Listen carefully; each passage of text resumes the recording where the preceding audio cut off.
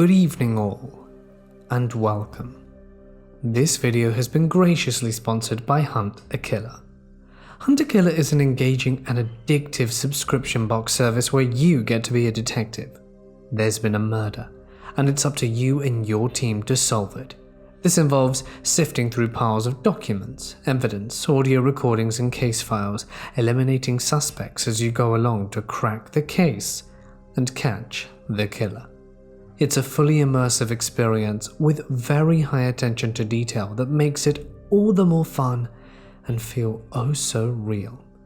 It's the kind of game you can play with your friends, family, or partner. My wife and I have been playing it for a while now, and we have had the most fun during this whole COVID experience, and I highly recommend it. I know it's something that all of you guys will enjoy, believe me on this. So why not punch in the code Mortis to get a discount on your first box? I know you won't regret it. But for now, it's time to get comfortable and let the darkness take control.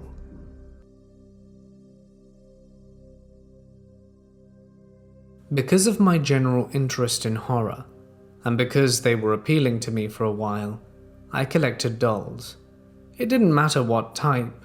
I had some porcelain ones, some pretty looking horror movie level dolls, that sort of stuff. They were generally creepy to the majority of people, and of course, they're haunted, was a joke that I often had. But I never had an issue with any of them. In fact, I thought they were all comforting. They all had names, and I had a history of picking them out, usually from antique shops, but I had 2 or 3 from a house sale after the owner passed away. On October 28, 2017, my parents were out of town, so my brother and I were home alone, and my dad sent me a picture of the coolest doll they found at this church thrift shop. The doll was the epitome of everything I liked. I loved clowns and circuses, and the soft pastel colors were my absolute favorite, so much so that I was writing a story at the time that reflected these interests. The doll was perfect. It felt like it was for me. Like in that Coraline sort of way, but instead of looking like me, it was just something no one else could have wanted. In all honesty, I don't think my dad would buy it, but lo and behold, when my parents returned, I had a new doll to add to the collection.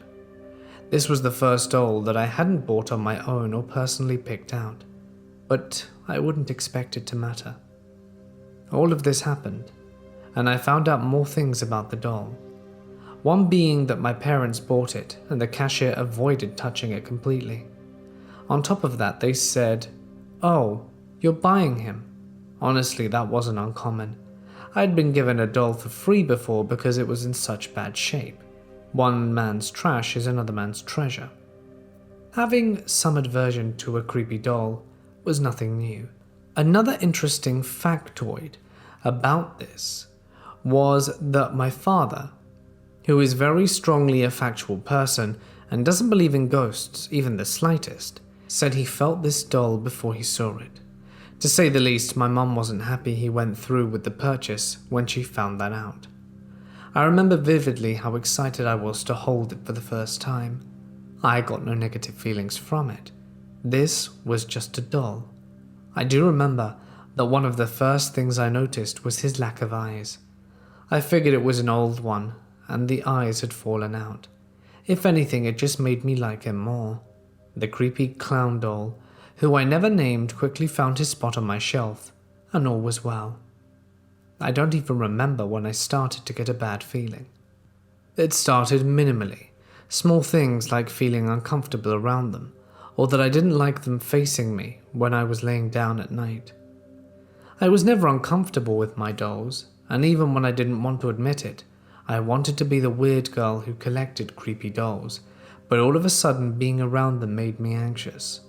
I can only explain it as a deep vibrating in my chest that was nothing but discomfort to be in my room. I ignored it for the longest time, but being in that room alone was invoking an anxiety in me that I haven't felt before or since. At some point, I started having progressively worse nightmares, a reoccurring theme that they were never far from real life. In fact, They usually took place exactly where I was at the time, whether it be my bed, the couch. They were where those nightmares would be so convincing, you'd be unsure whether you had woken up or not. I recall 2 nightmares in particular. One where I was laying in bed. The room was dark, but not so dark. I couldn't see anything. I was laying on my side facing away from the dolls and towards my closet. The door slowly opened, and there was a really big doll just standing inside of it, bigger than people-sized. It looked at me, but only its eyes moved, and for a moment, that's all I saw before I awoke. This was my first experience with what I can only identify with sleep paralysis, but I don't know if I was actually unable to move or not, or if I was just too scared of what might happen if I did. Of course, nothing was in my closet. It sounds like a cheesy nightmare for sure, but to me this was terrifying. It made it hard to breathe and made my stomach ring. The other nightmare was when I was taking a nap on the couch, and in the dream I woke up and went to my room. When I went inside, I looked at the dolls and they were moved. Then I woke up again, and this repeated. Each time the dolls became more and more scattered, laying on the floor or completely broken altogether. Something was moving them. It couldn't have been an accidental nudge before I awoke. It looked like something had angrily shoved them all off the shelf. Eventually I did wake up, and the fear I felt as I slowly went to my room was unlike anything I had felt before. I walked as slowly as I possibly could, as if that was going to help with anything. I was just scared of the possibility that they might have been moved. I knew that if I went in my room and the dolls were out of place, something was really screwed up. I turned on every light I could. I was visibly shaking with fear, but nothing was moved. It almost felt like I was being mocked. The nightmares continued for a while with no attempts to be fixed. If anything, I just made them worse. Staying awake when I definitely shouldn't have been. Avoiding getting my REM cycle because, due to my research, I found that's when you had nightmares, which I didn't want. I can't remember any other specific nightmare, but a lot of it was just the fear and anxiety that accompanied being in my room. Being near the doll and how uncomfortable it made me. My dad even said he went in my room to get a pair of headphones, and his hip, which has been broken since I was about 8 or so, was suddenly full of a shooting pain, and when he left the room it stopped. It was those small, strange encounters that made it so out of the ordinary. I would do anything to get away from that room when I could, and I didn't even realize it anymore. It was my subconscious telling me that I needed to fear my own space. It was my own subconscious telling me I wasn't safe there anymore, and I usually tried to listen to it. After New Year's is when I put all the dolls away. The night before I had decided to move all the dolls out of my room. I hadn't focused on the fear of any specific one, so I just moved them all out. That same night, I awoke and moved them back into my room. I don't know why, I just felt like they needed to be back. They couldn't be sitting out there. I just needed to move them back in. Apparently that morning I had been acting strangely, and eventually my mum and I moved the dolls into a box and into the attic, after I broke down explaining to her how scared I had been feeling about those dolls lately. My mum is a very spiritual person, so she was open to helping me put the dolls away. I haven't had an issue since, but I did do some more research on the doll a few months ago. For a while, I didn't like talking about them or even thinking about them, so I hadn't even looked at pictures of them. These were all things I found out quite a while later. A few things. For one, I finally looked back on all of this, and the one doll that did have eyes. In the picture my father sent me, which I needed to scroll through 2 years of messages to find, that doll, he had an eye. Of course, it could have fallen out during the drive. I didn't doubt the possibility, but I didn't push the doll's eye out. They were gone as soon as I had him the first time. Maybe it's a coincidence, or I'm thinking about it too much. On top of that, I couldn't find any other dolls that quite looked like it. My girlfriend and I found a few online that looked similar, but they were never an exact match. The colors were all wrong, the face shape wasn't quite the same, and I still haven't found any that do resemble the doll. I even tried reaching out to the manufacturers that created dolls that I thought looked like it the most, and assumed maybe there just weren't many pictures online, but I never got a way of contact. All I know is that it still deeply disturbs me when I think about that doll.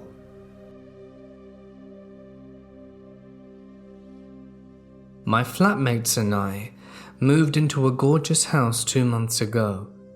Roughly 2 weeks in, we started hearing bootsteps in the hall and on the front porch. We are in close proximity to the neighbors, but I doubt it's them we're hearing at 3, 4, and 5 a.m. Since moving in, I feel like I'm being watched when I'm in the shower. Just over 2 weeks ago, I was laying in bed watching videos on my phone when I felt something tugging at my charger cable. We don't have any pets, and ever since then things have gotten progressively worse for me. I hear muffled voices outside my room at night, and I've checked them out on plenty of occasions, and there's no one there. And I can't hear anything from the neighbors either. On a night that I find myself home alone, i.e. without my boyfriend, I tend to have quite explicit dreams, though never with my boyfriend, and I wake up feeling guilty. If I'm at my boyfriend's though, they're always about being chased or messed up houses with traps and not being able to get away. When I'm home, I wake up with bruises that were not there before when I went to bed. I had one on my inner thigh, both. Some on my upper arms, just blotches of bruising. I know I can be clumsy at times, but I know if I've hurt myself. I pulled an all-nighter just over a week ago to do some work for a website that's launching soon, and I saw someone's head and shoulders around the corner from the dining room at about 5:30 to 6 a.m. Only one of the flatmates was awake. I asked if it were him, and he said it wasn't. Last week, I went to pull the lounge curtains because there was glare on the TV. I had my door open to air my room out because I'd been away for a few days. I saw the palm of an androgynous hand waving at me. I told my flatmate, and he said that they were going to check it out. We stepped into my room, and we were instantly freezing, breathing fog and all. It doesn't feel like my room anymore, it just feels wrong. That night, I decided I was sleeping on the couch in the lounge, but come roughly 5 a.m., just as I was drifting off to sleep, I hear something tapping at the keyboard. All our computers are in the lounge, or we would never see each other because of work schedules, and I was the only person there, and as previously mentioned, we don't own pets. My computer was off though, so I couldn't see anything. However, it was staying on at night with a blank document open. All of this means I'm having a lot of trouble sleeping. And then just now, I heard 4 rather heavy raps at the window. I really don't want to look, and I'm not going to. I know there's something wrong in this house. So things at the new house have still been going on, and in some respects are picking up. The other day I left my phone on my desk while I went to the bathroom. When I returned, I noticed that my phone was half removed from the faceplate. Everyone else was either asleep or at work at this point, as the flat comprises, for the most part, of night shifts. About a week later, I had gone out the front door for a cigarette, as there was a pretty decent storm blowing, and the backyard offers no protection in a southerly. I had locked the door behind me when I came inside, because I was the only person home. Just over an hour late, I heard the front door open and close, and I went out to greet whichever flatmate had come, thinking that someone had finished work early, but I couldn't find anyone in the house, and the front door was now unlocked. About 4:30 the following morning, I was sitting at my computer in the lounge when my right shoulder got very cold. I peered sideways at my shoulder and almost noticed that a single strand of my hair was bouncing up and down, almost as if someone was pulling a pig's tail. I spent a few weeks away from home, and last night was my first night back in the house. At 1 a.m. today, I went to go to the bathroom before going to bed. As I pushed open the bathroom door, I saw a black, shadowy figure standing by the window. I thought nothing of it, as I was half asleep. But as I went to sit down, I noticed that the bathroom scales were going through the tarring process. These are electric scales and have to be stepped on to turn on. But ever since you move, they have to be lifted slightly for them to register that you want to use them. After questioning the flatmates that were home at the time, I found that no one had been in that bathroom previously to me. And seeing that I use the scales regularly, I know that they only stay on for about 30 seconds after use, or 15 seconds if not being used after tarring. At midday today, I went to the loo, then decided I would shower as I needed to wash my hair for the weekend. I went to get my towels and hairbrush from the sleep out, and when I came back, I went to turn the door handle to quietly close the bathroom door behind me, so as to not wake up my flatmate in the next room with banging doors after his graveyard shift, only to discover that the bathroom door had been locked. I'm thankful I hadn't completely shut the door behind me, not even 5 minutes previously, seeing as it was only he and I home. I hadn't worried about locking the door while using the loo, and also while I was showering, I noticed that a leg to the onesie that was hanging on the back of the door was sort of jerking around at odd intervals, but none of the towels or my gowns, which were also hanging on the door, had been moved at all. The weird dreams are still happening, albeit less frequently, while I was at my sister's place. This place still feels terrible. I sleep with my light on, and documentaries playing on YouTube on my phone. But thankfully, I haven't woken up with any new bruises in the last few weeks.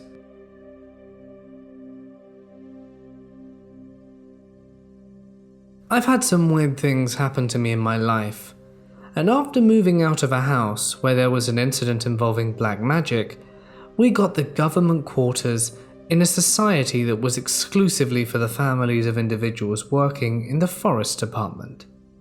It was a cheerful place unlike the last, and there were many kids around my age. My school was close, and it was a well-knit neighborhood with friendly people. So much so that I was able to trespass into anyone's house and they wouldn't mind. It was still one of the best places I had lived in, because more than anything, it was adventurous.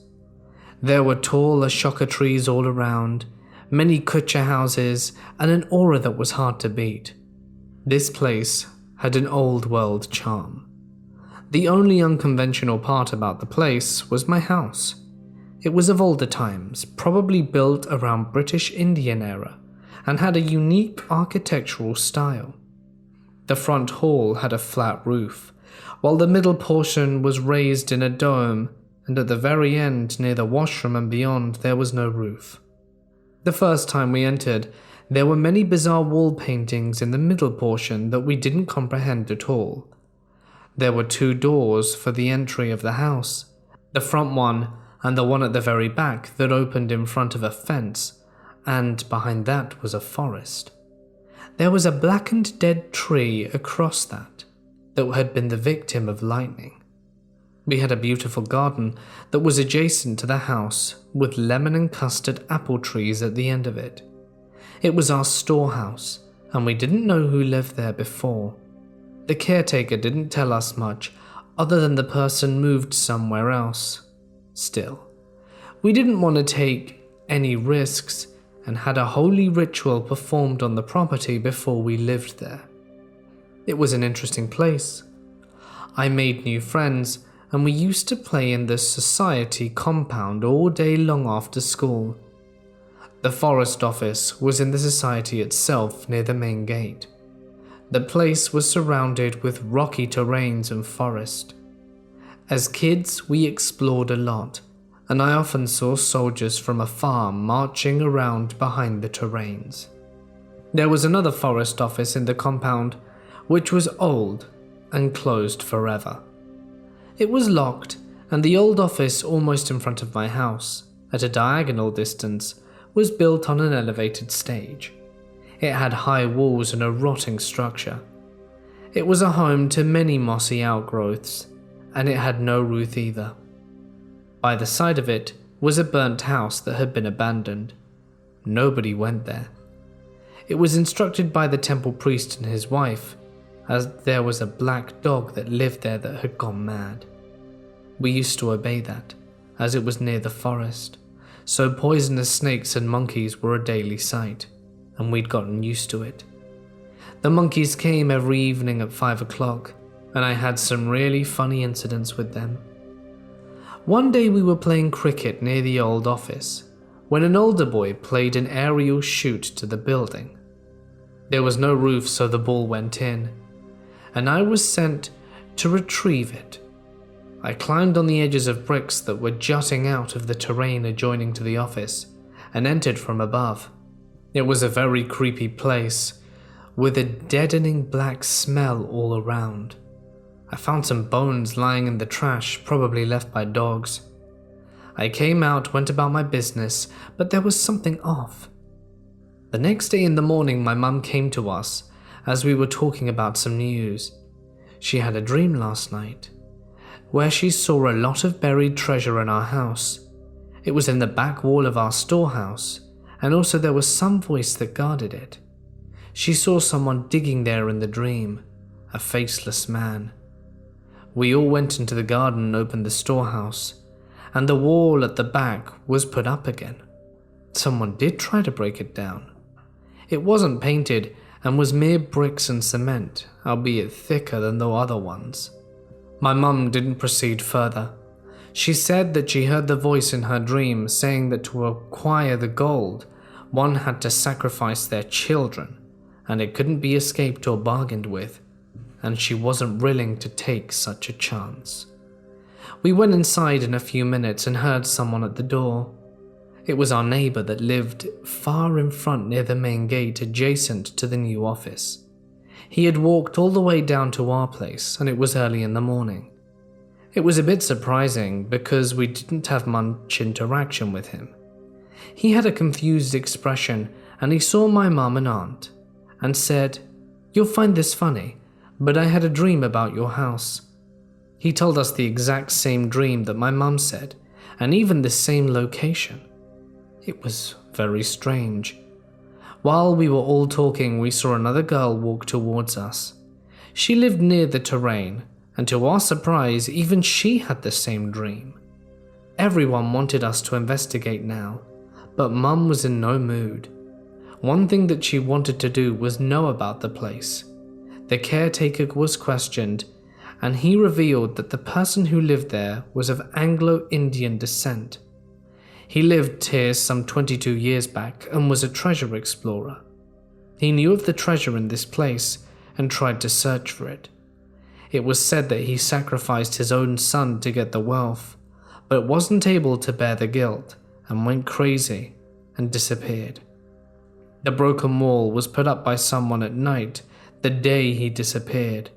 No one saw who did it. The man had murdered his son right in front of our washroom in the last section that opened near the forest. It gave me shudders, because there were frequent power cuts in those days at night, and I used to take long showers at midnight. The idea of something lurking and guarding the walls and adjacent treasure were enough to give me chills. We mutually decided to do nothing about it, and left town later that year. This happened when I was around 15 or 16. I still remember the craziest details, but this is not one of them. Since I was a kid, my biological mother had sort of shoved religion down my throat, so over the years of not seeing her and just living with my dad, I had developed my own belief in myself and my independence. Ghosts, spirits, and energy weren't really on my mind at the time. I was always interested in horror movies and stuff like that. My dad was on a trip to Mexico. He had called me one day after I got home from school and asked me if I wanted anything, as my dad and stepmom would usually buy me a little traveler gift or something when they went on business trips. I said yes and asked him what the options were, whether it be a keychain or a poster. He said he had stopped in a shop that was sort of deserted, like it was being shut down or going out of business, and it was located in the middle of nowhere. He said that there were some old paintings, and being into art at the time, that really piqued my interest. I only remember the description of the one painting that he had described, solely because of the occurrence that had happened once it was in my possession. It had a very old, dark wooden frame, and it wasn't super smooth, but wasn't rough or beat up or anything like that. The painting itself looked like it was on white marble, and what the painting is that almost a cartoonish traditional skeleton dancing in a graveyard wearing an outfit that Shakespeare might wear. The painting overall looked really cool, but as soon as I got it, something was off, and it wasn't super noticeable. But when you look at it, it just was unsettling in the slightest. The first occurrence I had with this painting was the first week after I had owned it. It was hanging over my door, and may I add that at the top of the painting there is an extremely super thick rope that is used so I can put a nail there so that it can hang. I had gotten out of the shower after I got home from school, and I walked into my room. As soon as I walked through the door, the painting fell, and I felt the wind from the painting fall behind me, and it felt like it was a few inches away. Any other day I would have just dismissed it and thought about how crappy it would have been if the painting had hit me, but I didn't realize that there was something extraordinary going on. So I put my clothes on, got a stool, and spent about 3 minutes making sure the painting was not going to come off the nail. When I got off the stool, I gently pushed the side of the painting to watch it swing back and forth to ensure that it would stay put. I had to make sure that the only way the rope would come off the nail was if you were to push directly up and pull it off. I left and walked into my bathroom to take a leak and pick up my clothes from the floor, and when I walk in, back through the door into my room, the painting fell off and hit me in the shoulder. This had honestly freaked me the hell out on many different levels, and it doesn't even stop there. I picked up the painting from the floor and then tossed it in the closet with all my dirty clothes. And being at about 15 or 16, obviously it was just a pile on the floor. After about a month, I told one of my friends about what happened with the painting, and to this day something tells me that I probably shouldn't have told anyone about this, because nothing had even happened until I brought it up with him. The next morning before I had to go to school, it was extremely early, and I had woken up and couldn't get back to sleep. And it was before any of my parents woke up. I couldn't get back to sleep because I didn't realize that my instinct was picking up that there was something else in the room with me. I sat up and just sat there and stared at the closet doors.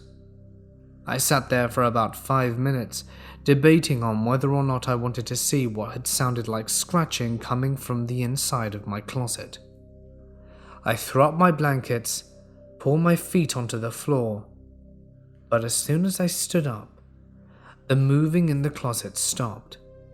At this point, it was reacting to the sound of me, which was scary and terrifying because I realized that the painting was in there, and from what had just happened the month before. I stood there for a solid minute just staring at the door, and when my anxiety got so high, I just ran up to the door and threw it open. Nothing. Just a pile of clothes, and no, the clothes weren't a month old. I just kept the painting on the floor because I really didn't want to touch it. I just stood there looking into the closet and down to the floor when I noticed the corner of the painting.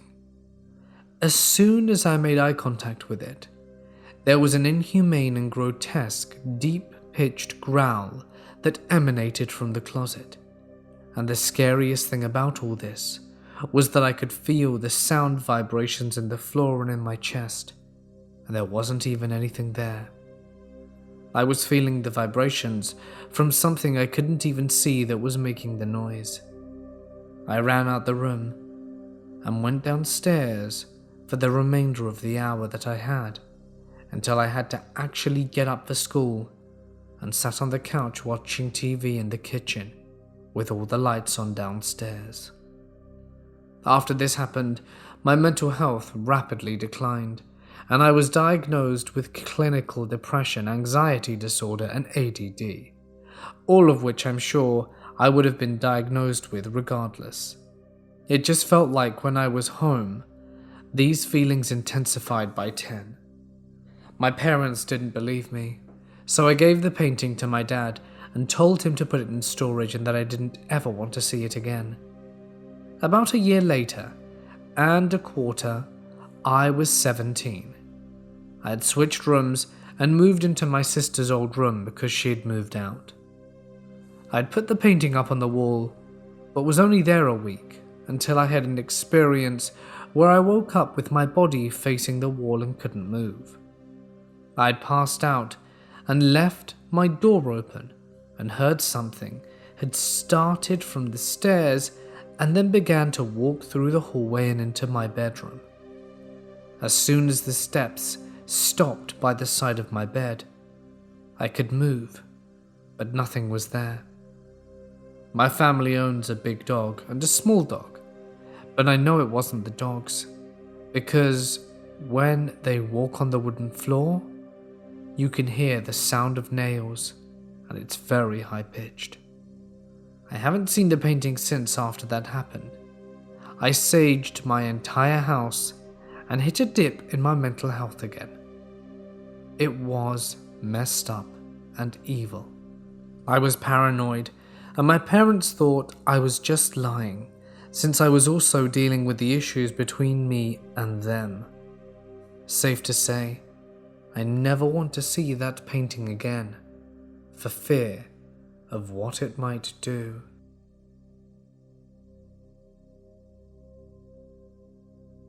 This happened a few years ago, when I was 15 and had just started buying cassette tapes. Now, the reason why I did this isn't relevant to the story, so I'll make it quick.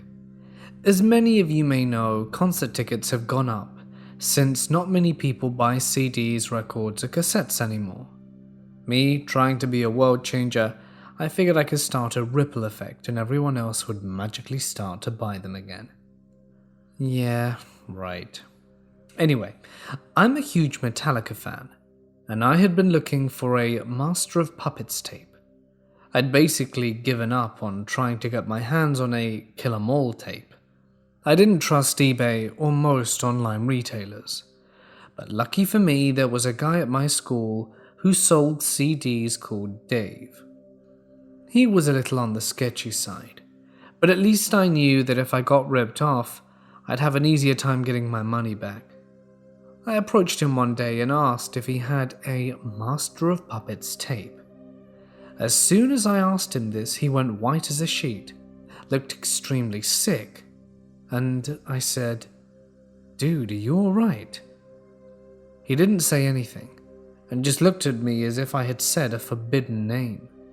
A few seconds go by, and he grabs the tape from his locker, practically throwing it at me, taking my $10 as he speed walks away, I stood there for a moment, still in shock by how he reacted. I looked at the box. It looked like a normal Master of Puppets tape box. You know, with the graveyard cross headstones and the hands in the dark red sky. Then came the moment of truth. The actual tape, and if it was legit. I opened the box and inspected it. Yep, it was legit. Now my only concern was if the thing actually worked, because it wouldn't have surprised me if I went home and it wouldn't play. My concern was soon replaced with dread, and honestly, I didn't know why. Something about the tape began giving me bad vibes. My stomach felt sick just holding it. My instincts kept telling me to just throw it in the trash and get one somewhere else, but I didn't. Fast forward through school, I get home, pop the tape into my cassette and press play. Nothing. I take the tape out and put it back in. Still nothing. I take the damn tape out about 6 times, and nothing happened. At this point I was annoyed, because I thought this guy had ripped me off. That would explain the behavior when he gave it to me.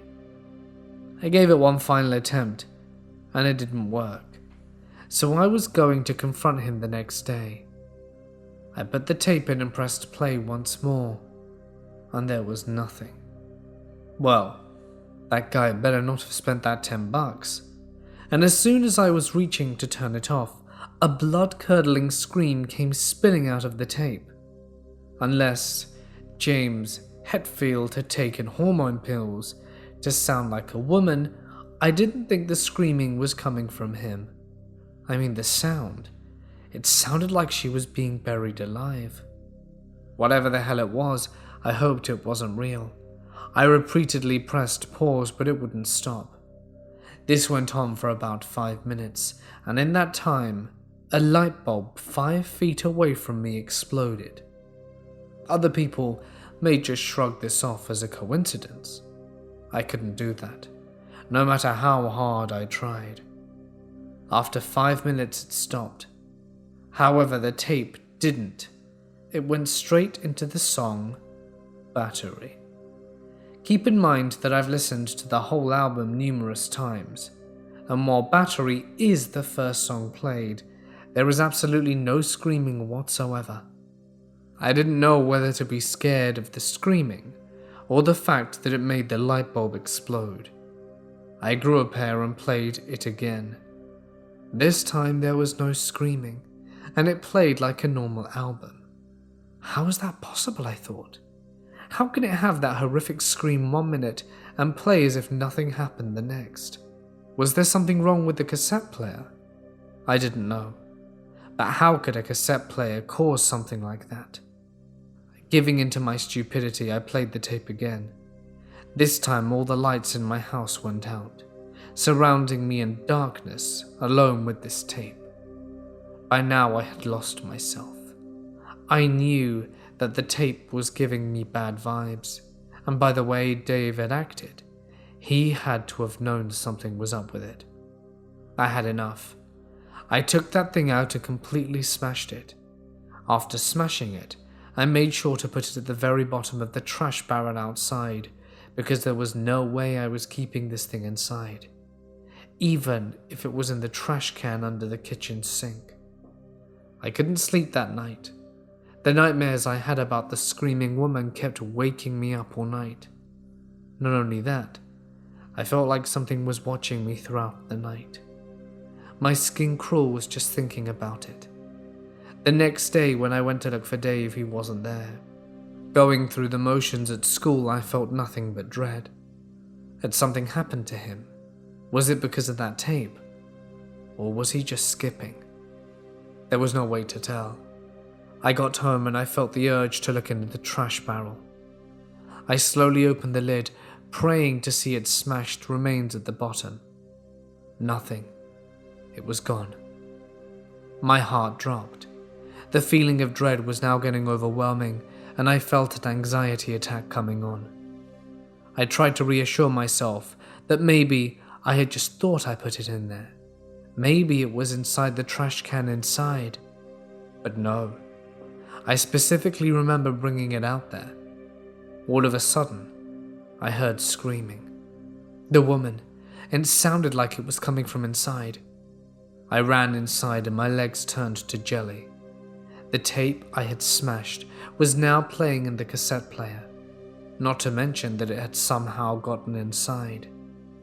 There was nothing I could do but sit there, waiting for this to end, hoping to God it was just a nightmare that I would wake from at any moment. I have no idea what the hell happened to that tape to make it so evil, but I don't want to find out. The sounds of the woman's screams still haunt me. It also doesn't help, the tape keeps coming back, no matter how many times I destroy it. However, I learned a lesson from this, and I hope you did too. Be careful who you buy from. When I was 16, I got a job as a personal assistant / cleaning lady for a very wealthy couple who lived in a big, beautiful mansion on Lake Michigan. It was a great job at the time, but after a while I had to quit because of everything that was going on. I made $12 an hour as a 16-year-old girl, and that was just crazy to me at the time. But now I know it's because the homeowners couldn't get anyone to stay and work for them. It could very well be because they're both major assholes, but I honestly didn't see them all that much during the school year, so it was fine. I would work 40 hours a week in the summer and part-time while I was in school. During the school year, I would hardly ever see them homeowners and would be left alone to clean the house. I had a key, alarm code, and gate code, so I could let myself in and out. In the summer months, I had help from a few other employees, but in the school year I did not. At first, I loved being in the house by myself.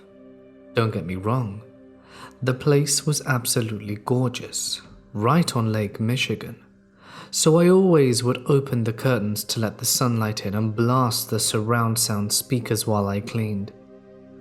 It wasn't until I was by myself that I started noticing how weird this place was. Nothing ever exactly felt welcoming about the place. Sure, it was pretty to look at, but it was modern, and everything was hard marble and stone, not very homely feeling.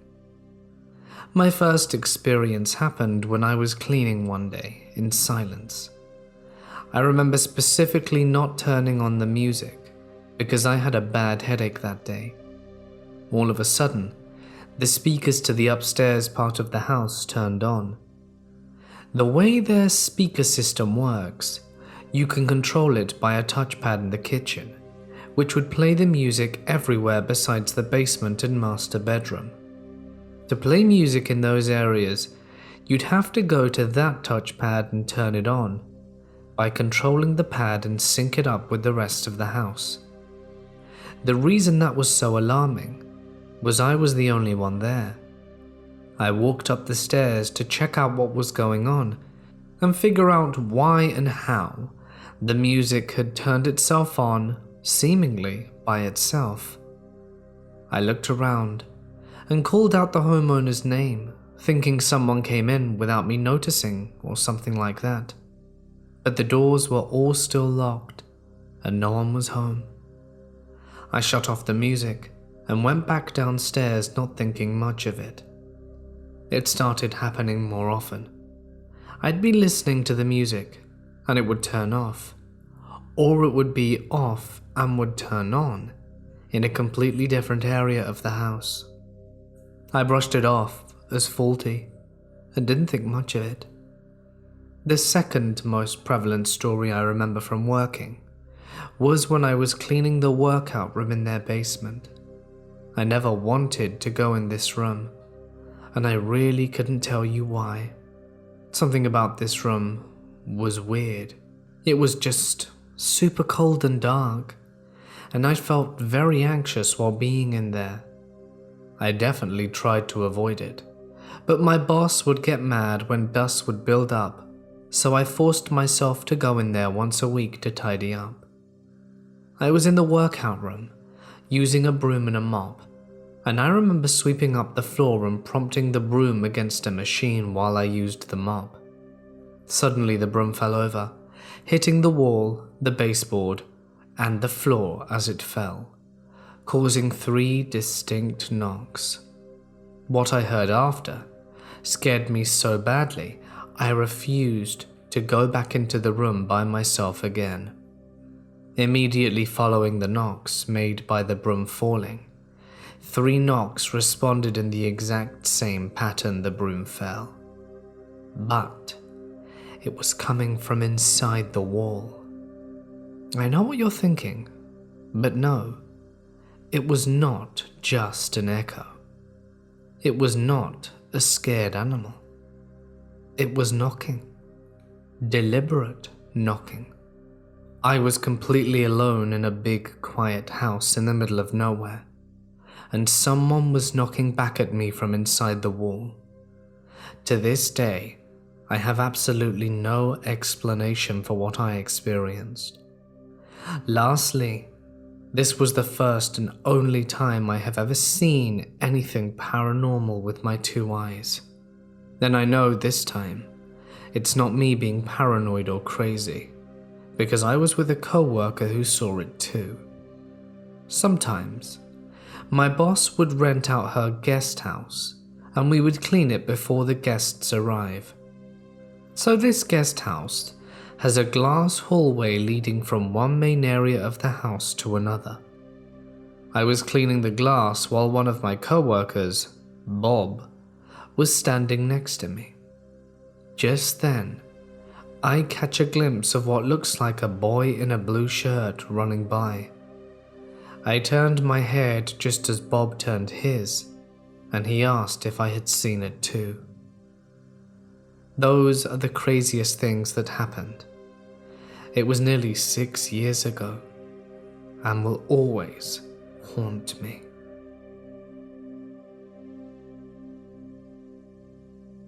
A number of years ago, me and my boyfriend went on holiday to Mexico. We were looking around the pyramids on one of our tours, and as we're getting back to our hotel, my boyfriend sneaks me off to the side, away from the tour guide, and shows me something he has in his pocket. By his face, he had been itching to tell me for a while. I thought he'd been acting funny, and that's when he pulls out a small rock. I look at it without much interest, and go back to hearing the tour guide, when he pulls me over again and says, "Listen, I got this from the ruins." I give him a puzzled look. "Why would you do that?" I say. "I thought it was really cool to have a piece of history with us forever. We can put it in our house." I give him a faint smile. I wasn't really sure why he decided to take a random rock home, but I didn't think it was such a terrible thing. Anyway, that night, I had the worst dreams ever. I dreamt that I was seeing my closest friend Abby, with only one arm. She was trying to tell me something, but it was like she was underwater, frantically waving her arm and stump, and I woke up in a cold sweat and it really freaked me out. I called her up back home, but she was still asleep. Figures. I tried going back to sleep, but there was a deep-rooted sense of fear in my gut, and something was preventing me from sleeping with ease. I tossed and turned, and then my boyfriend poked me in the side. I instantly turned and asked him what was wrong. He said he had a horrible dream that my friend Abby only had one arm. This freaked me out a little. I hadn't said anything out loud. Even when I tried attempting the call, I didn't leave a voicemail or a message of any kind. There was no way he could have known or heard me. I brushed this off as a simple coincidence, but for the next 3 nights I didn't sleep well, and a general feeling of unease overcame me. We had a few days left of the holiday still, and one afternoon, as I was sitting up in my room waiting for room service as I wasn't feeling all that well, did I see a shadow, about half the size of a normal person, dart from our bed to the bathroom. I was reading a book at the time, and I just about crapped myself. I don't move, feeling completely vulnerable. I just stare at the corner where it went towards the bathroom and listen and wait. Minutes pass, and with trepidation, I scoop myself off the bed and look past the corner. There's nothing there, no one to be alarmed about, and I start to get scared. That's when I see the rock my boyfriend took from the ruins. It's just on the glass table in front of the TV. And I wonder, all of this started when he brought the rock. Could it be? I go downstairs to rejoin my boyfriend a little while later and start speaking to him about the rock and asked him what made him want to bring it. He confessed he just thought it was cool and would be something fun to show the lads. I gave him a snort and went to speak with the bartender and get another drink. We started a conversation and I steered it towards culture and history and then finally towards the ruins. I wanted to be subtle, and I said that I heard of the people that took objects from ruins like rocks and stuff. His demeanor changed from the happy, pleasant tone we were conversing in prior, and he looked at me and said, "Did you take something from the ruins?" "No," I said, lying through my teeth. "Good. They say that those who take from the sacred sites are haunted by aluches." I asked him what this funny word meant, and he said that in Mexican culture, they are these tiny dwarf-like spirit things that can drag your soul to the ground and kill you if you're not careful, that they are not to be trifled with.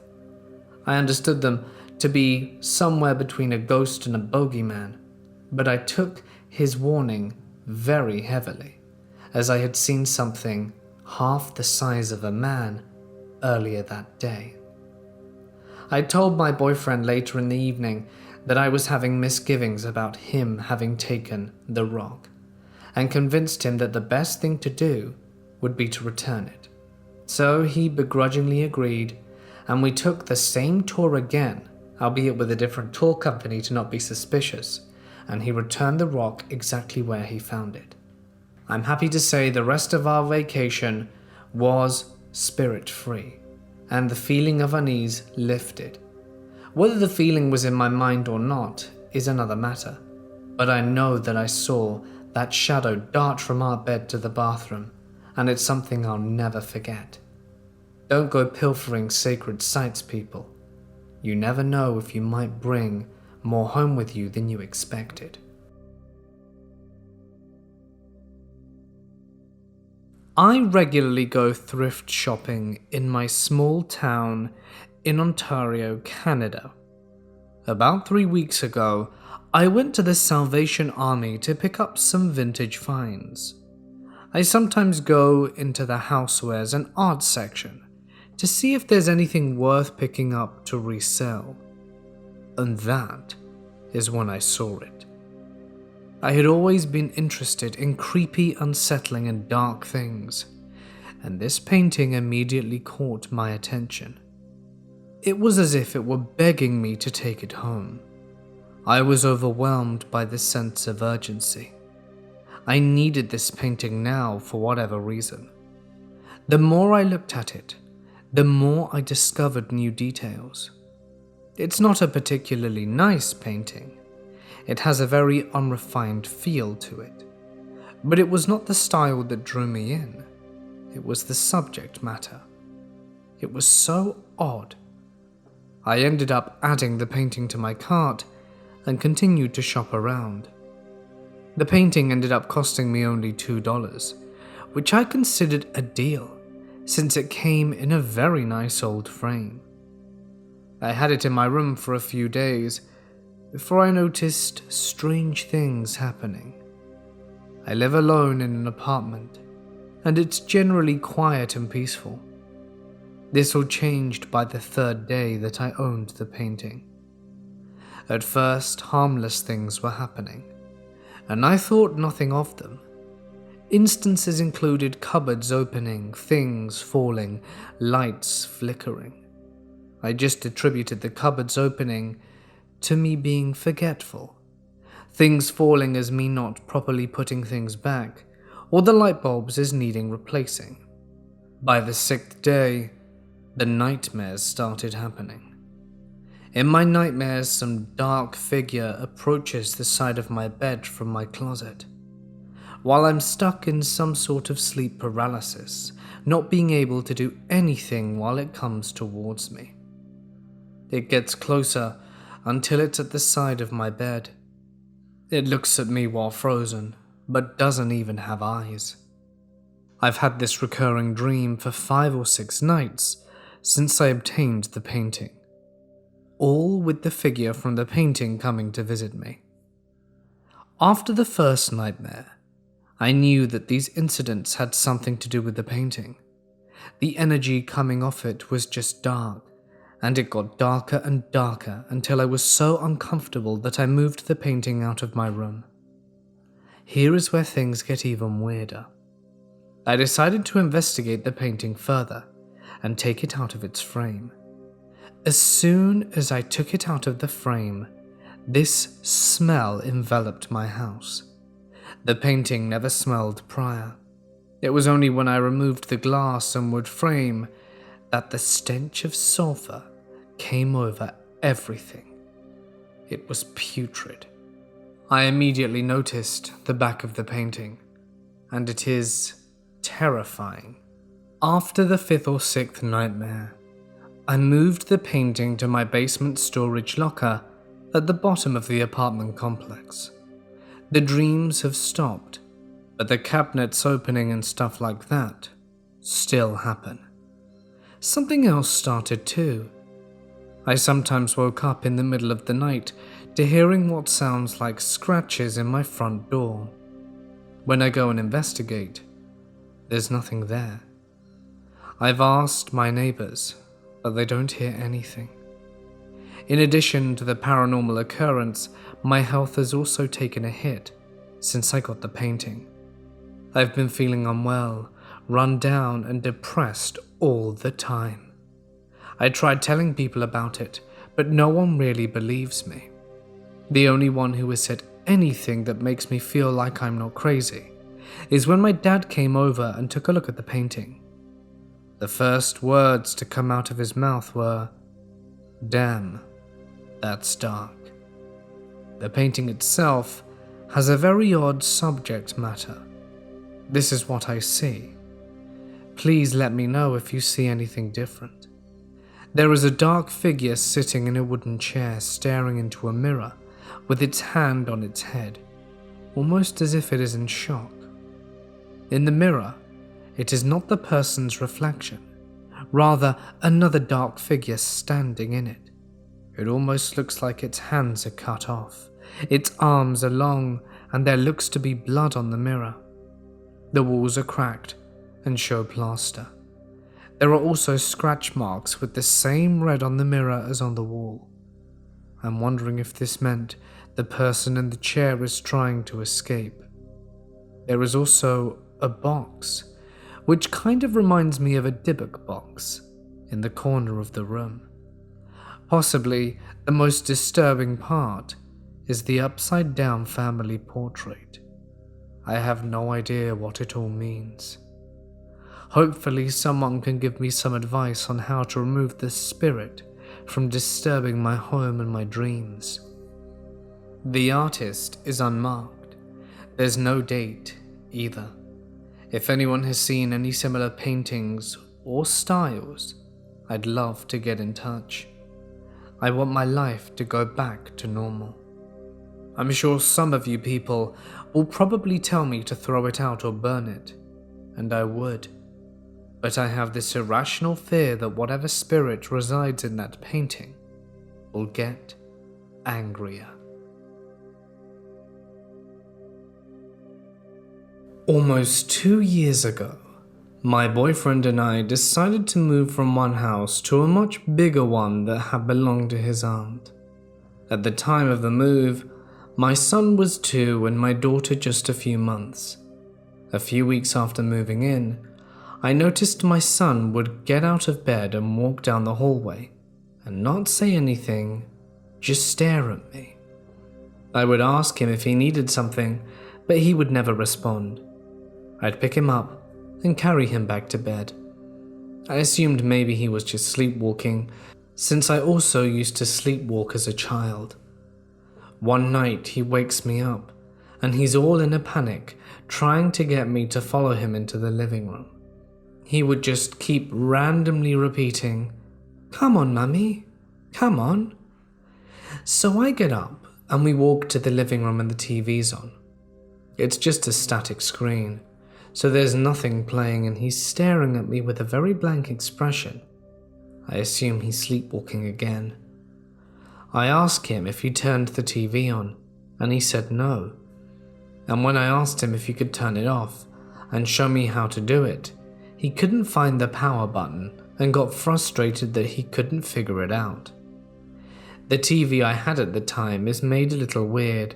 The power button is located on the back side of it to the right, and I assume it wasn't him who turned it on if he didn't even know how to turn it off, not to mention that he's 2.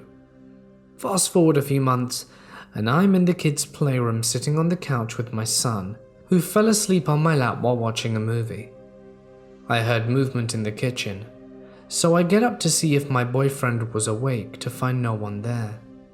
It felt weird, like I was being watched. So I go back to the playroom and grab my son to put him in the bed. Over the next few weeks, I keep hearing people walking when no one is awake. One night we get home from a late night grocery shopping trip, and as I'm pulling bags out of the trunk of the vehicle, I hear someone humming. So I look around my yard to see if anyone is around or out for a late night stroll, which wouldn't make sense since I live on a random back road surrounded by woods. I walk around to the backyard and still see nothing. 1 week, my boyfriend's dad and stepmother decide to come and stay with us for a few days to visit. The first few nights, they were here and everything was normal. But then one night, something kind of weird happened. My daughter was being extremely grouchy and absolutely refusing to go to bed. So I'm up with her in the living room at 12 trying to rock her to sleep, and everyone else is already in bed. I finally get her to pass out at 1:30, lay her down and get myself in the bed. I climb under the comforter and pull out my phone to scroll through the internet, and hear something like someone crawling into my room on the floor around my bed and over to my boyfriend's side where he's asleep. I'm a little creeped out, because I know it's not my daughter. She can't get out of the crib on her own. Then I think maybe my son is up, trying to sneak out of bed, but I'm still too nervous to look over there. So I get up and walk out the room to peek in on my daughter and make sure she's still asleep, and then go down the hall to my son's room to see if he is still soundly asleep in bed. I get back to my bed and try to play it off, like I had probably just imagined it and needed sleep.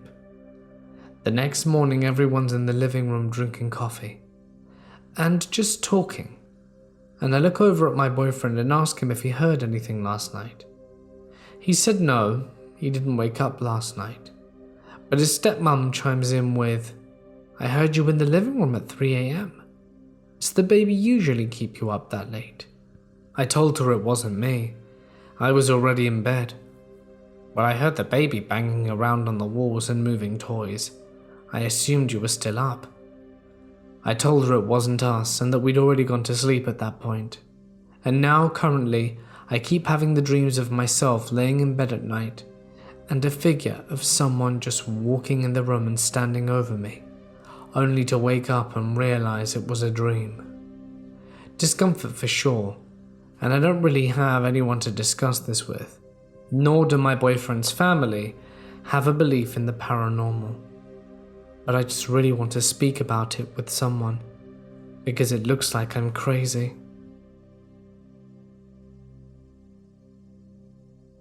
Have you ever heard of Kachina dolls? To understand these stories better, you have to know a few things about Navajo culture. They believe that you are not to own Kachina dolls, because it is said that they come to life at night. Traditionally, these dolls were made by Pueblo medicine men. When they were made, their creators would bless them and put their hair into the center of the dolls. This was before they were mass-produced by other people and other tribes. The first story takes place in the late 90s. I wasn't there for this story, but it happened to my cousin.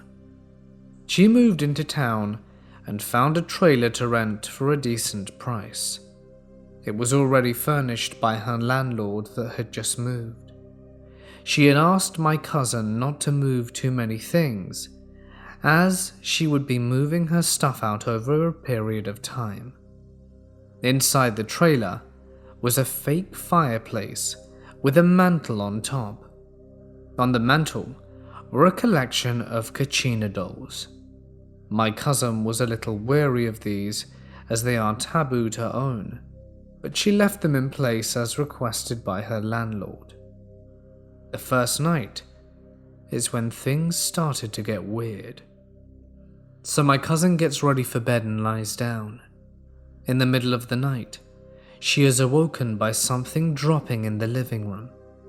She gets out of bed and heads to the living room, turns on the lights as she gets there, and looks around to see what had fallen, to discover 3 of the Kachina dolls laying on the floor. She thinks nothing of it and places them back on the mantle and heads back to bed. She was only lying down for about 30 minutes before she hears the same noise. She heads to the living room to see the dolls on the floor again. A little weirded out, she places them back on the mantle and heads back to her own room. But before she gets there, she hears the noise again. Only this time the thud is followed by what sounds like tiny footsteps. She goes to the living room to find the dolls further than they were when they had dropped in the first place.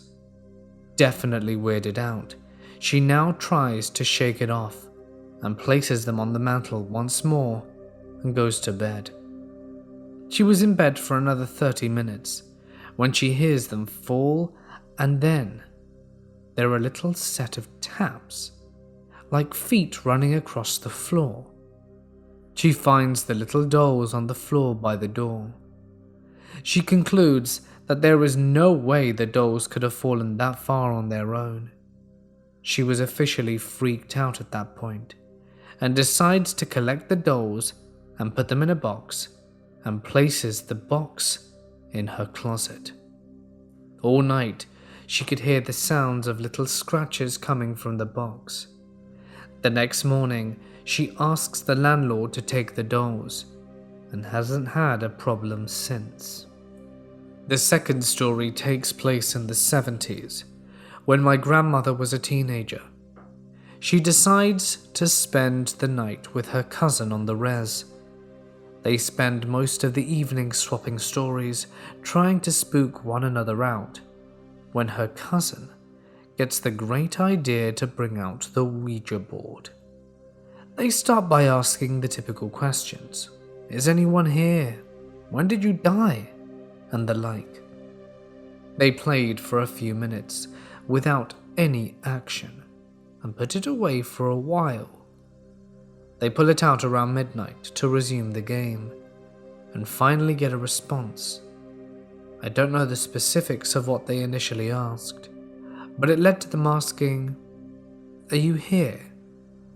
The planchette moves to yes and slowly drags towards the picture in the bottom right, the face of a man behind the woman using the board.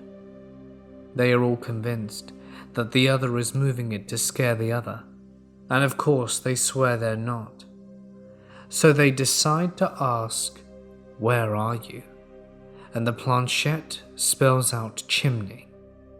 They grab their flashlight and head towards the fireplace and shine the light. About 5 or 6 feet up the chimney, they find a Kashina doll hanging there.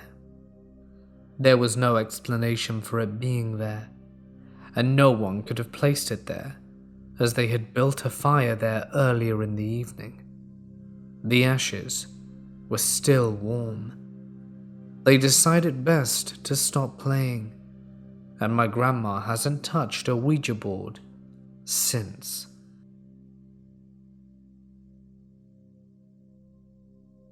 My girlfriend and I both attend university, and we live in a relatively old apartment building in the town of St. Cloud, Minnesota. The building was constructed around the 70s, and though it's nice, something about it gives off an extremely eerie feeling, almost a dark, heavy feeling. But since rent is cheap and is close to campus, we moved in anyway. Let me preface and say that we live on the 2nd floor of the building and have neighbors above and below us. We have never met our neighbors, oddly enough, but assume they are just older residents. We are both true believers of the paranormal and have always been curious about it. My girlfriend has never experienced anything paranormal firsthand, but for me, I have seen odd things throughout my life that I can't explain, and this experience happens to be one of them. This story begins as any normal night. We got done moving in and unpacking our things and decided to take a break and relax for the rest of the night.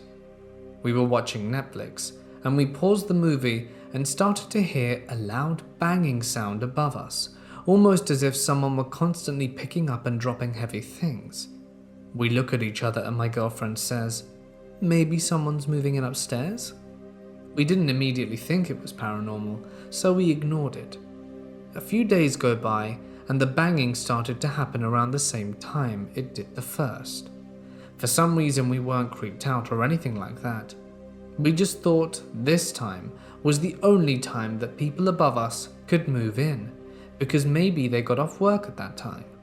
Later on, the same night, while getting ready for bed, we heard overly loud footsteps as if someone had heavy steel-toed boots and was purposely stomping their feet against the ground.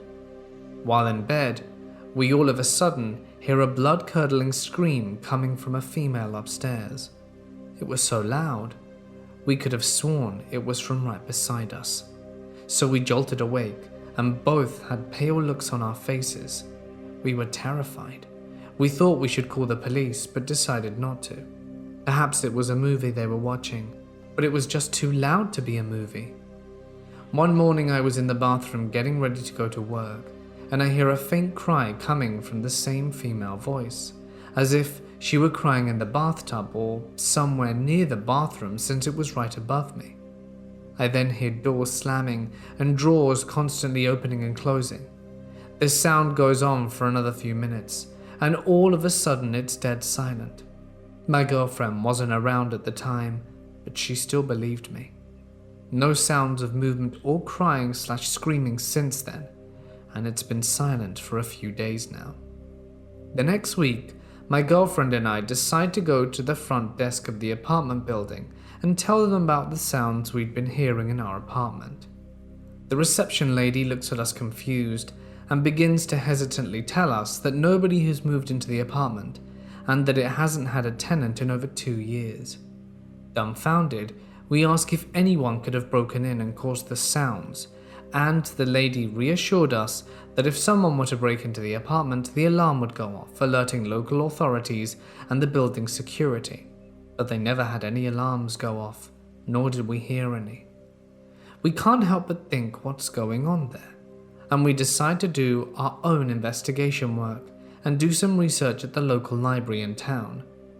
I didn't find anything that mentioned a murder had occurred in or around the area we live in, and to this day I'm still trying to find answers. We do hear the sound on occasion, but knowing that absolutely no one lives up there just creeps us out even more. We don't know what to do and can't break our lease. It's the middle of the semester, and we were too scared to sometimes even step foot in that apartment building.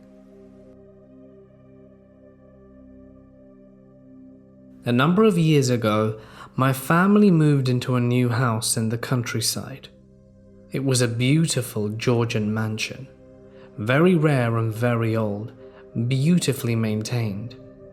The previous owners were selling it at a ludicrously low price, and my parents had always dreamed of owning a home like this, and so they obliged. It wasn't before long, probably within the first few days, that we figured something was off. The house needed a lot of work, restorative work. Lots of the wood had started to go moldy and definitely needed replacing.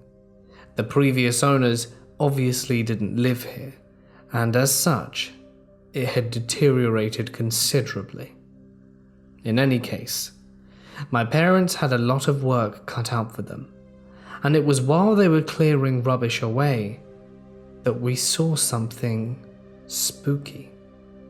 We were all just moving things and putting what we wouldn't need in bin bags to throw it out.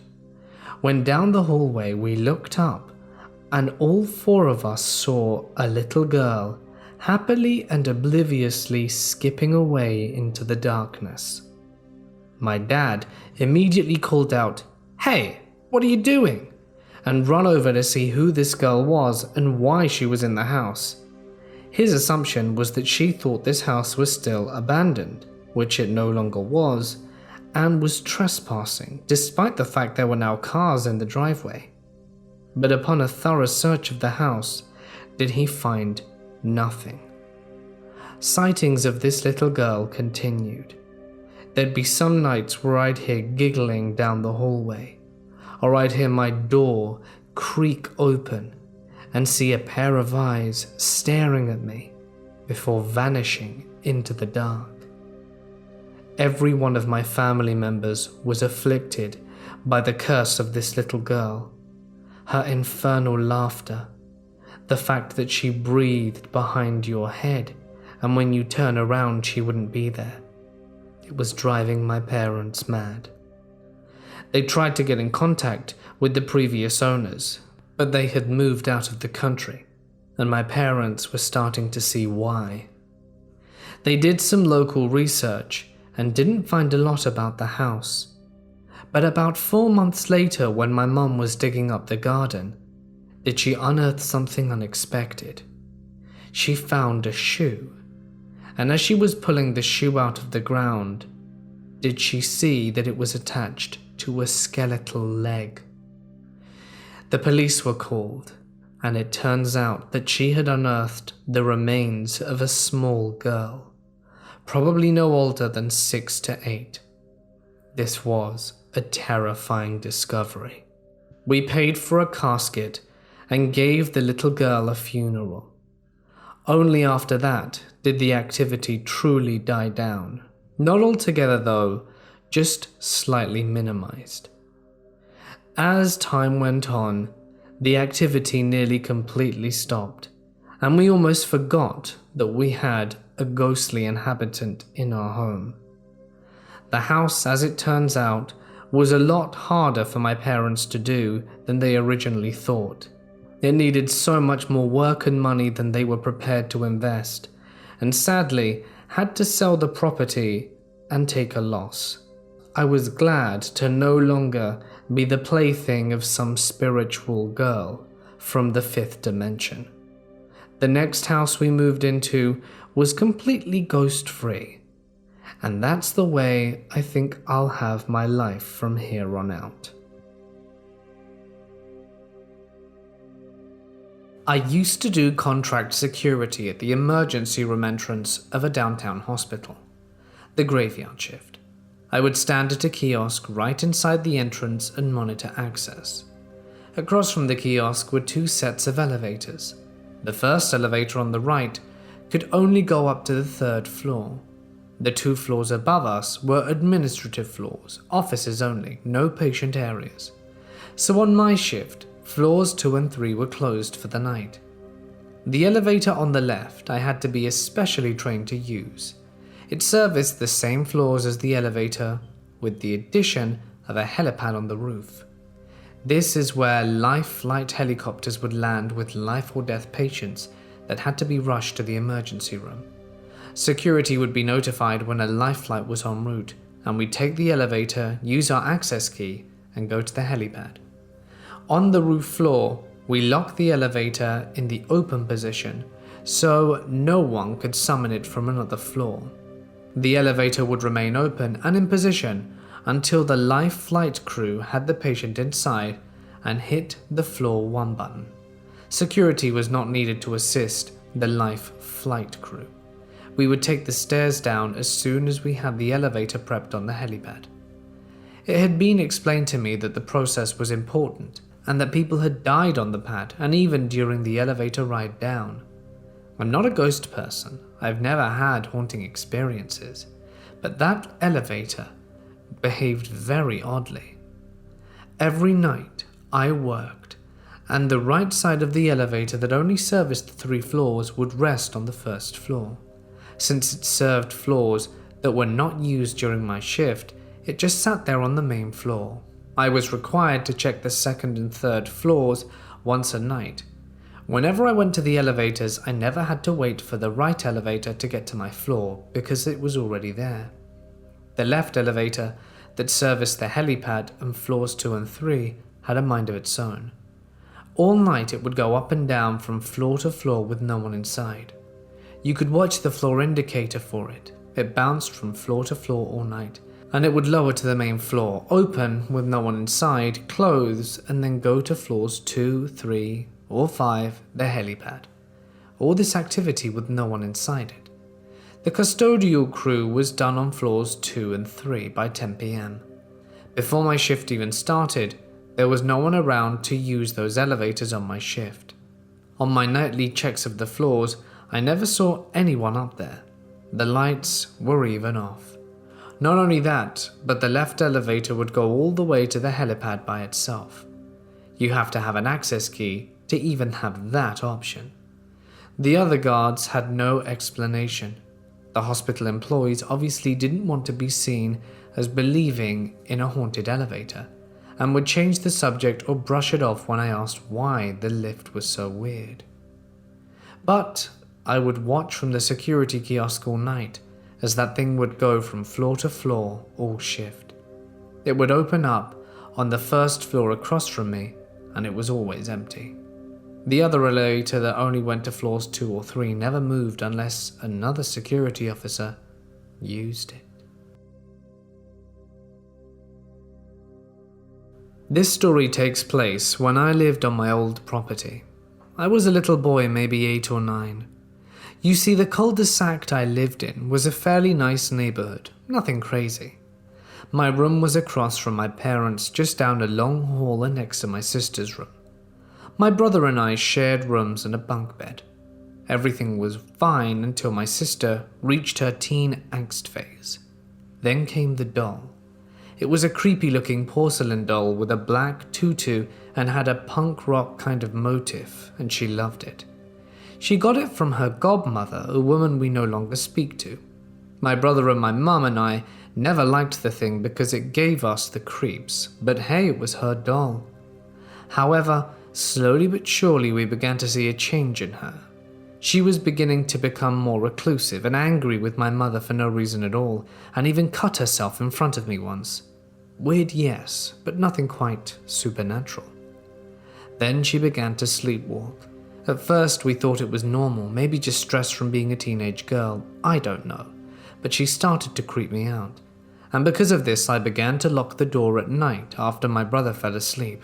And on one of these nights I heard her get up from her bed and slowly walk. I was in my top bunk, mind you, watching under the door when I saw her shadow. See, as my room is across from my parents, I couldn't tell if she was standing there in front of my room or my parents', but it was still very creepy, and she stood there for an unnatural amount of time. On the last occasion, we all awoke one morning to a knife under my parents' bedroom door, and this just made them flip out. They weren't scared, they were more concerned about my sister being nuts and homicidal, since she'd been acting so strangely.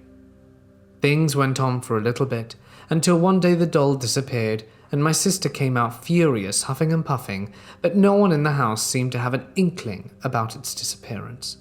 And so, life went on, and I never knew what happened to it, until I asked my dad about it years later, and he enlightened me. It turns out that my godmother was heavily into black magic and Santeria, and had a deep hate for my mother over some petty squabble they had before my father and mother were married, and held a deep resentment for her. I guess firstborn females of the family is important in Santeria, and so when she saw an opportunity, she gave my sister that horrible doll we hated. But what actually happened to the doll was the funniest part. My mum is super religious, and I guess at some point she had soaked the doll in holy water and left it in the trash for the garbage man to take out to the dump the next day. Another funny thing, my sister never sleepwalked again. I was in Louisiana 2 years ago. I was in an antique store and came across a case of dolls close to the floor. I looked inside, and a doll literally blinked in front of me, without me touching it or anything in the vicinity. Fully upright, as the eyes open and close when laying down for some of these. I came back to Louisiana to visit family, and I went back 2 years later and purchased the doll. Maybe it was a mistake. This doll had very quickly began doing strange things. Full body apparitions, loud noises upstairs when no one was there, and making me itchy when I was around it. It also brings joy when it's not doing weird stuff, and it blinks its eyes in full view and isn't subtle at all. I sleep with the doll as I would rather it be closer to me where I can see it at night, rather than somewhere I can't. I believe it to be harmless. It's from the 60s and it's a little Dutch boy. Looks like he's wearing home-sewn clothes and hand-whittled clogs. Does anyone have advice on what I should do? I really don't know. But there's a bit more. I thought about getting rid of the doll. I couldn't sleep for 4 days after sharing the first experience that I had. I was always looking around behind my shoulder and was scared beyond belief. I didn't want to get rid of it on my grandma's property, so I had to keep it until I was somehow able to dispose of it. I saw a full-body apparition several times. It looked like a human, but fully flesh. It was almost like a hairless cat, dirty, and seemed a bit bloody. Like I said, this was in the human shape, so it was extremely terrifying. Once I found an opportunity, I ridded myself of it. I drove into the country and found a tree with a hole in it, covered the doll in holy oil and left. My great-grandmother just so happened to have blessed oil by the Pope. Not exactly sure which one though. After that, everything went back to normal. That antique shop seemed to have many seemingly haunted objects. Before I left to return to Georgia, I made sure to swing by the shop to say goodbye. I looked on the floor and saw a very old flat doll with a worn-away print on the top, being held down by a large brass cross, and I got a shiver down my spine. I am a collector of vintage and antique items, including mid-century fashion dolls. I usually purchase them from thrift stores, estate sales, or very occasionally on Craigslist. Recently, I purchased a group of 1960s Barbie dolls that were a real bargain. I know the woman had a great knowledge of vintage dolls since she used to sell them on eBay, so she knew what they were worth. Still, I didn't question why she was selling them at such a low price. I was delighted with said purchase and couldn't wait to fix them up for my collection. A few days later, my bedroom suddenly became infested with flies. It was absolutely insane how many of these dirty little beasts filled my room. They seemed bent on driving me mad, as they were constantly buzzing in my face or landing on or over me. Some folks say that flies are a bad omen that signify the coming of bad times. These flies were of plague-like proportions, and were also a true enigma of why they arrived when they did. Around the time, I became very ill with flu-like symptoms. The weirdest part of this illness was a strange feeling like my brain was burning. I also experienced severe headaches that included crazy brain fog that felt like torture. It's hard to articulate exactly what the feeling was, but I've never experienced such an odd feeling in my head. It was so intense that ending my life crossed my mind. One last oddity to add to the pile. Usually I'm a very vivid dreamer with dreams that always have the same basic elements. After the purchase, my dreams have become dark and muddled. When I wake up, I feel exhausted as if I haven't slept. So why did I equate these mysterious happenings with the recent purchase of the dolls? I know it's not entirely logical, but it's just a strong feeling I have. What should I do? Could an inanimate object be cursed or bring bad luck? Maybe that's why she sold them for so cheap. I just want to add that I do not practice the occult nor believe in ghosts. The reason being is that after my father passed away quite recently, I saw no sign of him. My best friend also ended his own life some years before that, and I felt that if I were ever to experience a spiritual visit, he would have given me some sign. I just want to believe, but I can't.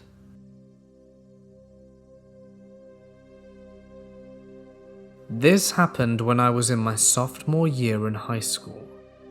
I was at my friend Nick's house with a couple of other friends, and we were all staying the night. It was just the four of us high schoolers there that night.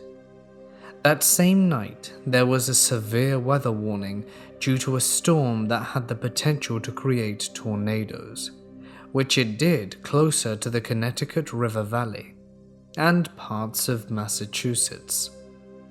The wind, even without a tornado, was intense, and we were just glad that this house had a good-sized yard with no tall trees to fall. It was pouring rain. There was lightning and everything. We're all up on the second story of the top floor, and one of our friends was asleep and somehow managed to sleep through this. The rest of us were all awake, talking about how we weren't in danger of tornadoes, except one of us who was convinced we were all going to perish that night. Mid-conversation, there's a loud bang, and the entire house rattles. Okay, that's not supposed to happen. What could it be? We come up with some theories. Tree down, no trees. Earthquakes, no reports. Wind, well, there's no downed trees outside. And we're down to the bulkhead just slamming shut. Or something spooky. We grab a few knives and head downstairs. In the living room, we all notice for the first time how many porcelain dolls Nick's mother owns. We check every room to find nothing but those creepy dolls, but nothing that could cause a bang. There are 2 rooms left, the basement, and a closet that's barely enough to fit folded linens. We decide that if the bulkhead isn't locked, then we forgot to close it, and there'll be water in the basement, and the sound we heard was the wind knocking it shut. If the bulkhead is locked, we remembered to close it. The bulkhead was locked shut, the floor was bone dry, and the sound wasn't the bulkhead. There's one room left, the damn closet. What could be in a closet big enough for only Houdini himself to squeeze into? We open it up, and something falls, and we hear the sound of glass shattering. We look at the ground. It's one of the dolls. What was it doing in the closet? And why would it be propped up so easily to let it fall? We didn't care. We just went upstairs and did our best to fall asleep. It's something we all try not to think about, but everyone will once in a while be over there and hear a murmur or a grunt, and we'll never know where it's coming from. We also don't know whatever happened to the remains of that broken doll. When I was between the ages of 7 and 10, I lived in a house in a small town in Missouri. Nothing was abnormal about the house. I mean, normal house settling noises, which would cause me to have nightmares frequently, until this incident that I will begin diving into. The only weird thing that ever happened was our keys going missing. When you walk in the door, there was a giant metalwood stove that we put our keys on. They went missing for weeks. We destroyed the house looking for them, and one day they just reappeared and nobody knew where they came from. Anyway, there was a doll back when I was younger called an Amazing Grace doll. She had holes in her ears so she could hear you and would turn her head where the noise came from and would say, "Mama." Well, I loved this doll. I explicitly remember cleaning my room and propping Grace against the wall so she was sitting up. I lay down on my bed to read when I heard the clicking she would make when her head turned. So I looked up and stared at her and got the normal "Mama" she would say after she heard something. So I tossed my book down and picked her up to make sure she was turned off. She was. I flipped her switch and then flipped it back to off, thinking that it was a normal malfunction. I set her back in a spot and plopped down to continue reading. When I started, she said "Mama" again. So I went and took all her batteries out. I was over it at this point, so I just tossed her on the ground and went back to my spot. She started clicking quicker, and her head was moving back and forth, and she just kept repeating "Mama." I took off. I ran to get my dad, and he saw it and decided that we would burn the little doll. We did, but nothing happened again to my recollection, but my nightmares got worse. And this was when I was still religious, so I would put all my stuffed animals around me in a circle to protect me. I had a turquoise dream catcher and would pray every night for the nightmare to go away. They didn't until we moved. They weren't every day, but definitely several times a week.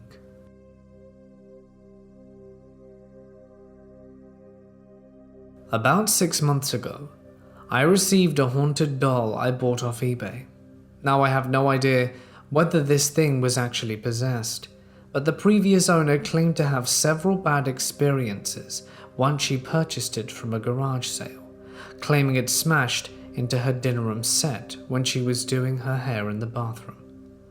Walking out with a bat to investigate, only suspecting a break-in, only to find not a single sight of anybody or anything, and the dining ware and table was untouched. The next experience she had was when she was getting ready for bed and heard a noise coming from behind the chair. The doll was sitting in, and say a dark figure with red eyes glaring at her with anger. Anyway, onto my ownership. When I received the thing, I was fully aware that a possessed object may not show signs of any activity from a few hours up to a few months of being relocated. I never experienced anything. I let it sit on a shelf and collect dust, only remembering it physically exiting my house every once in a great while. I would just randomly think about it, and even when I was doing something completely unrelated or busy at the house. A few days ago, I had lit a burn pile in my backyard to get rid of a bunch of branches and logs, when for some reason, I had the idea to grab the doll and burn it to be done with it. I went back to grab it, and as soon as I touched it, my heart began racing, increasing with every step I took towards my back door. I had finally made it outside to the fire and tossed it back, laying on the fire. Within seconds, it started smoking. As soon as it did, my heart stopped racing and I got relaxed. 30 seconds later, its hair and clothes were in full flames, and I watched it as it began to look like something out of a horror movie. The eyes melted and sunk into its ceramic head, and it was converted into a charred black soot until nothing but the head, arms and legs were left. I let the fire keep burning until all the wood had been burnt. My main question here is whether or not it was a good idea to burn a possessed object. If it is, I don't know what to think about it. Let me know what you guys think about my decision to set the thing alight. When I was 10, my mum ran a daycare of sorts out of our house. My sister became friends with this vindictive, seemingly void of anything good, girl that my mum babysat. This girl used to brag about her brothers being able to make her troll dolls walk off her dresser at night. We obviously thought that she was full of crap, because she usually was. Her brother and his friends used to go cut themselves in a graveyard that was overlooked by a cult compound at the edge of town. Anyway, one day my sister and this girl got into some kind of spat, and the girl stole one of her Barbie dolls. My sister was livid, because like most girls, she was obsessed with her Barbies. So the next time this girl comes over, she returns the doll. Only it had half of its hair cut off and replaced with horsehair. It was sewed in. That night, my sister runs into my room, screaming at me that her Barbies are alive. Now, we grew up in a pretty strict religious environment, where lying was met with a beating. Being that my sister was the least likely to lie out of us 3 siblings, I started to get freaked out. According to her, she woke up and for some reason couldn't take her eyes off this particular Barbie. She said it stood up, stretched out like a human would after a long sleep, and turned her head to look right at my terrified sister. My sister pulled her covers back over her head, and the Barbie ran down the stairs, and that's when she came bursting into my room all frantic. I was so sure she was telling the truth that I sat at the top of our stairs with my metal Tonka truck, ready to smash it if it came back up. We never saw the Barbie again. Every time I've asked my sister about it as an adult, she still sticks to the same story. Unfortunately, I'm a Goodwill addict, and I saw this gorgeous picture that I simply had to have. It was a whole $5, and when I took a closer look, it was a black and white puzzle that someone had put into a heavy-duty frame. A big cat sprawled out into the snow, with snow falling all around him, done in black and white in a steel frame. It was very beautiful. Anyway, I get it home and hanging it in my guest bedroom. My bestie comes to visit, and she is standing in the guest bedroom doorway getting ready to take a shower. I come over to the doorway, and we were there just gabbling, and something caught our eyes at the same time. The picture lifted up and away from the wall and gently fell onto the carpet while propping itself up against the wall. She looks at me and asks if I had just seen that. I reply that I did. This picture/puzzle is very heavy. 2 zigzag brackets in the back to hang on 2 corresponding wall nails. I picked the picture up and made sure everything was secure. The brackets were perfectly fine. The nails were both still in the walls with no sign of stress. My bestie stays a few days longer and leaves.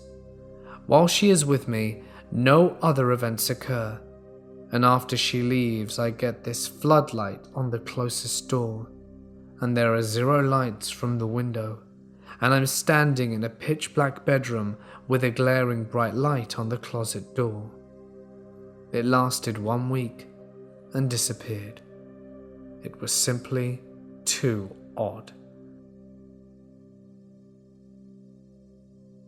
This happened about 12 years ago, when I was about 11. It was the day after Christmas, and my mum and stepdad and I were sitting in the living room watching TV. It was past 9 p.m, and my little brother had already gone to bed. Now, my brother and I had gotten remote control cars for Christmas, that kind that had rechargeable batteries in both car and remote. As we were watching TV, my car, that had been in the middle of the living room floor, starts making a noise like it's turned on. At this point, all 3 of us look at it and witness it drive around in circles twice to make a perfect 3-point turn, then park up against the wall. We all kind of just look at each other, and my mum goes to check on my brother, as he was supposed to be in bed. She comes back looking a bit concerned, saying my brother is flat out, and when he sleeps, he really sleeps. There's no faking the bear snores he gives off. So she then asks me and my stepdad whether we were playing a prank. We both deny it. My stepdad even pointing out that the controllers to both cars had been on the side table where my brothers and I left them after playing with them earlier in the evening. My mum proceeds to check both controllers and the cars for batteries.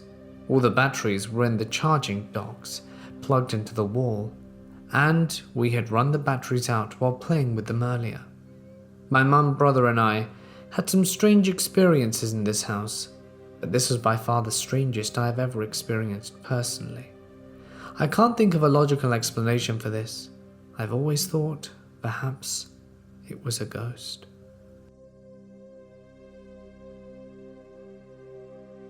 I was very young when this happened. I don't think I'd even started going to school yet. I don't remember much about that stage of my life, but I still think about this experience to this day. It was near Christmas, and there was a doll my younger sister and I looked forward to playing with every year.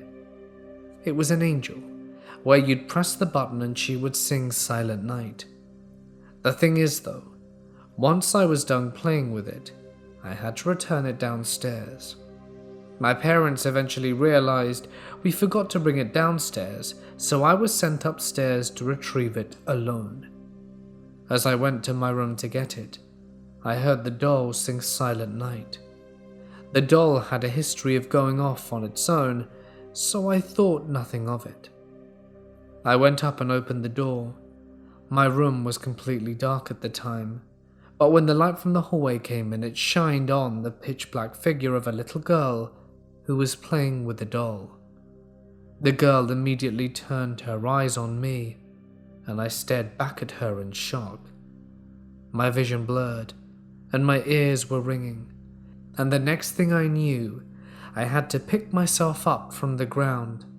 Nobody seemed to notice I hadn't come downstairs, and confused and unable to comprehend what happened, I would just go downstairs with the doll, seeing as the girl has left. I returned the doll and carried on with my day, because I had no idea what the hell had just happened. My brother used to live with our aunt for a few years. My youngest cousin, who was a little girl back then, was made to share a room with her older sister, so my brother could use her room. My little cousin's room was filled with dolls of all shapes and sizes, as in the only space in the room without one was the bed and a few steps leading to it. As expected, this creeped out my brother all the time, and he would take his time to reposition them in a way that their backs faced him instead. But without fail, every time he woke up, all the dolls were facing him again. He said there were even 3 or 4 dolls that always ended up sitting beside his head, even if he had put them away in the cabinet or locked them out of the room. At first, we tried brushing it off by saying it couldn't have been our cousins playing a prank on him, until it went on even when he was alone in the house for days. He got so used to it didn't bother him anymore after a few months, as it happened to him until the day he moved out 2 years later. My aunt and cousins said they'd never experienced anything remotely weird in that room, so it was clear they had a preference for my brother.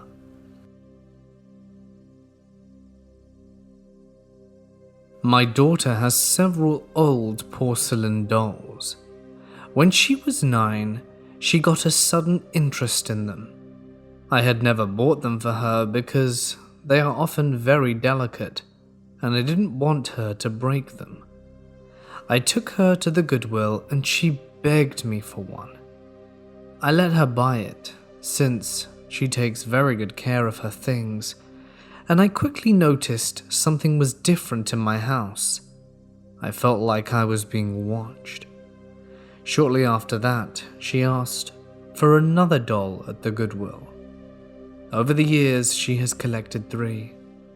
I noticed she was very careful about which ones she picked. She treated the dolls like gold, and she keeps them sitting up in the corner of her bed. She tells me the dolls like me, since I'm so careful with them when I move them to make her bed. I see shadows around my house and hear soft voices. Nothing that makes me feel in danger, and I'm getting used to it. But it is, nonetheless, very freaky. A few years ago, I was reading a forum and a woman said she had a haunted photograph. She said that the picture was taken of her and there was a ghost girl beside her that wasn't there when the picture was taken. More importantly, she said that anyone that saw the photo had bad things happen to them. Naturally, I had to see it. She sent me a link. It was as she described. It didn't look scary to me at all, and nothing happened to me. Eventually, I forgot about it. Not long ago, I was looking for something in my messages and came across the link to the photo. I looked at it again and spent probably 2 minutes staring and trying to look at the ghost girl in detail. Then I closed the tab and forgot about it. Not 2 hours later, my stepmom calls me to tell me my dad had a pulmonary embolism. He lived. On his way home, my husband hit a deer and totaled his car. And that night, my daughter got a horrible stomach bug that left us so dehydrated we had to go to the ER. I am never looking at that photo again. I'm 22, and as my mum was pregnant with me, my grandfather passed away from lung cancer. The only thing he ever got me was this little clown doll that was supposed to hang over my crib. When you pull the clown's leg down, it plays a little music box style song as it winds itself back up. Now I know this already sounds like a cheesy horror story, but let's stick with it. When I was a child, maybe 7 or 8, I used to have the clown hanging from the metal curtain tiebacks in my room, probably because I was too young to have read or watched it. But one night, my mom walked up the stairs and in my room while I was asleep, because the clown was playing its song, but it had its legs pulled down. Apparently, it played for about 5 minutes, and I do remember my mom recording it on her old flip phone and showed me that morning. We actually found out later in the day that on that night, my great-grandma had passed away, so my grandfather's mum. My mum is super adamant it was her dad, sending some sort of signal, but I'd be interested to know what you guys think. We were in my daughter's room going through the whole bedtime routine. My wife sat on the bed brushing my daughter's hair to put it in a braid, while I stood around waiting to tuck her in and say goodnight. While waiting, I commented on a collectible 2010 holiday Barbie doll, still boxed, that was given to my daughter by our neighbor. I was curious to know if she had taken it out of the box, and my wife replied that yes, she did, because dolls are meant to be played with. To that comment, I mentioned to my daughter that both her mother and I had collectible dolls tucked away in our closet, each of them still in boxes and never opened.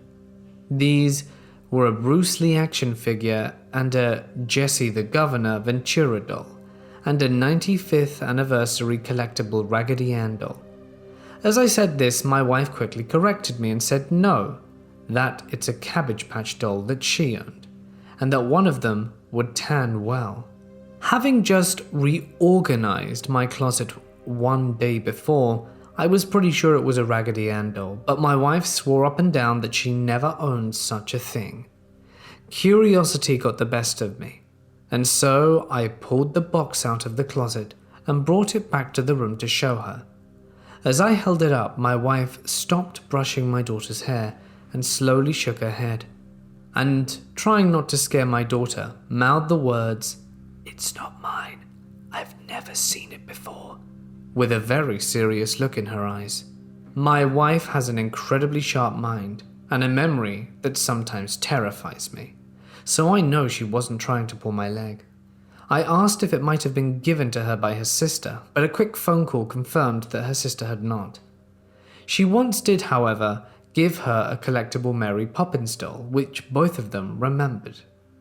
So here we are now in our home, a doll for which we have no idea where it came from. I thought I had chills already running down my spine at that point, until I realized the doll was coincidentally the same as Annabelle, the haunted doll, which spawned horror movies and are now kept in the Ed and Lorraine Warren Occult Museum. It's probably nothing, but seriously, we freaked out.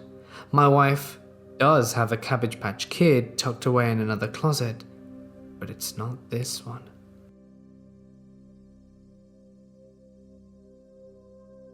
My dad passed away when I was 11. Every summer we went to a little town which had a porcelain doll museum. I loved going there, hanging out with my dad, and had several dolls myself, but the one I loved the most was one that resembled an Indian girl with 2 braids. I kept it on a shelf that was facing my bed, pushed it to the corner, and I had it for 3 to 4 years. I didn't even touch it, I only admired it. Well, as I mentioned, my father died in December. Fast forward half a year later, it's June, summer holidays, and I'm laying on my bed with my laptop, chatting with my friends at midnight. Both my door and window were open, but it was quiet outside with no wind, and the doll suddenly fell to the floor.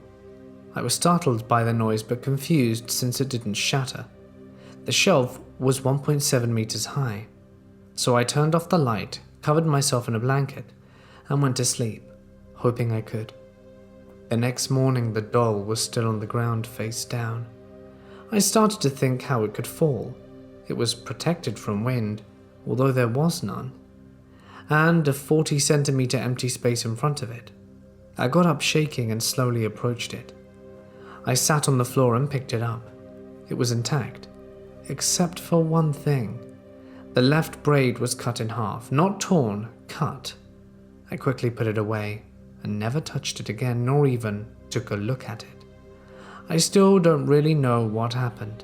I tried to think it was my dad comforting me, but as I grew older that didn't seem logical. Why would my dad, who loved me the most, try to hurt my favorite doll? I don't know what's been happening, but everything has been weird in our home lately. My cousin said it was probably a ghost joking, but it got me thinking. Everything in our refrigerator has been expiring and is full of mold. Nothing was supposed to expire until the end of next year, and yes, our refrigerator temperature is fine. It's 36 Fahrenheit.